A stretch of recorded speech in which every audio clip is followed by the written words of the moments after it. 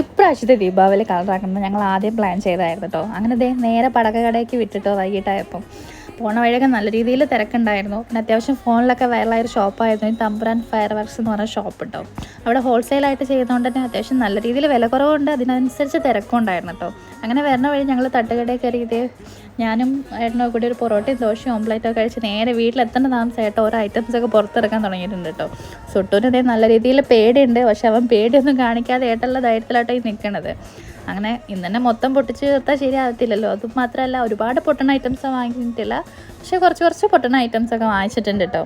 അങ്ങനെ നമ്മൾ ഇന്നെ ഒക്കെ പൊട്ടിച്ച് തീർക്കണ്ടെന്നുള്ള മട്ടില്ല അമ്മമാരെ കാണിക്കാൻ വേണ്ടി കുറച്ച് ഐറ്റംസൊക്കെ ഇന്നെടുത്ത് പൊട്ടിച്ച് കാണിച്ചു കൊടുക്കുന്നുണ്ട് കേട്ടോ. അങ്ങനെ മുത്തുമാണ് ഓരോ ഐറ്റംസൊക്കെ പൊട്ടിങ്ങനെ. ചെറുക്കനെ പേടിയൊക്കെ ഉണ്ട്, എന്നാലും വലിയ കുഴപ്പമില്ല. അങ്ങനെ നേരെ കുറച്ച് കഴിഞ്ഞപ്പോൾ അമ്മ വിളിച്ചായിരുന്നു. അമ്മയ്ക്കും കുറച്ച് നേരം വീഡിയോ കോളൊക്കെ ചെയ്ത് കാണിച്ചു. നേരെ പോയൊരു ഉറക്ക് പാസ്സാക്കിട്ടോ. അപ്പോൾ അടുത്ത വീഡിയോ ആയിട്ട് കാണാൻ.